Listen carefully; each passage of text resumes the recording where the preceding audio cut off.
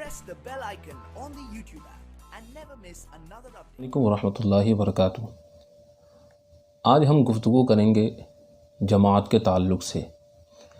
کہ نماز جماعت کے ساتھ ادا کرنا واجب کیوں ہے اور کیوں مسجد ہی میں آ کر نماز کی ادائیگی کرنا ہمارے لیے ضروری ہے۔ تو جماعت کے ساتھ نماز ادا کرنے کی بھی حکمتیں اور اس کے بہت سارے فوائد ہیں کہ جب بندہ جماعت کے ساتھ نماز ادا کرتا ہے تو اس کے ذریعے سے مسلمانوں کی ایک تنظیم تیار ہوتی ہے۔ دوسری حکمت یہ کہ جب مسلمان اس طرح ایک ساتھ مل کر جب نماز ادا کرتے ہیں تو انہیں یہ ایک شعور محسوس ہوتا ہے اور ایک پیغام انہیں ملتا ہے کہ ہم ہمارے تمام کاموں کے لیے کسی نہ کسی کو اپنا امیر بنائیں اور اپنا سردار منتخب کریں کہ جس طرح ہم نے اپنی جماعتوں کے قیام کے لیے امام کو اپنا مقتدا اور اپنا پیشوا بنا کے رکھا ہے۔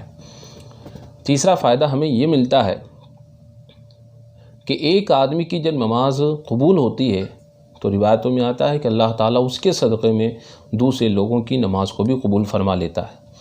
ایک روایت میں آتا ہے کہ اس سے جماعت کا ثواب بڑھ جاتا ہے اور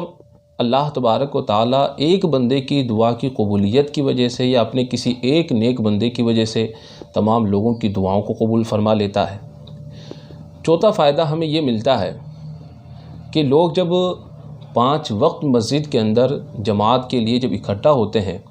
تو وہ ایک دوسرے سے سلام کلام کرتے ہیں، ایک دوسرے کے لیے دعائیں کرتے ہیں، ایک دوسرے سے ملاقات کرتے ہیں تو ایک دوسرے کا حال معلوم ہوتا ہے، دلوں سے عداوتیں نفرتیں ختم ہوتی ہے اور مسلمانوں میں اتحاد و اتفاق پیدا ہوتا ہے۔ اور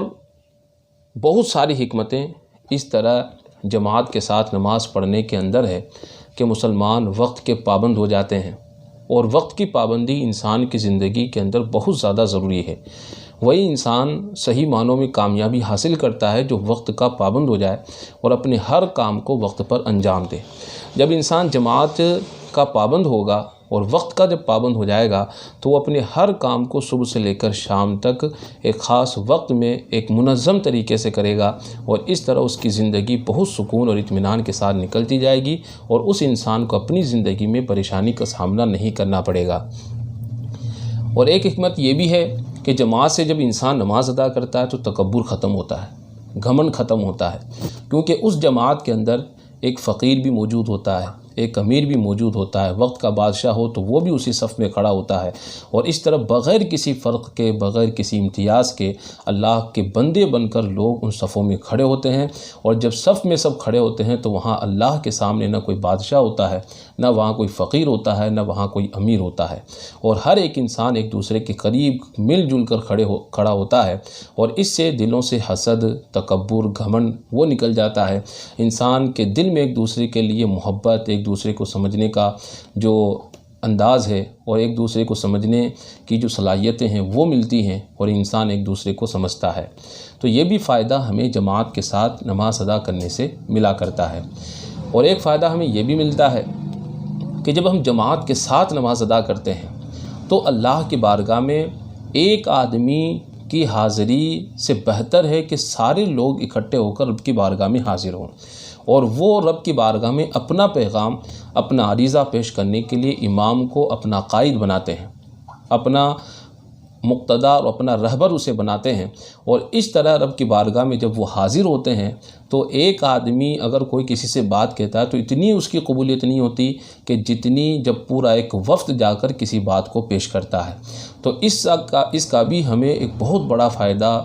دنیا میں اور دین کے اندر حاصل ہوتا ہے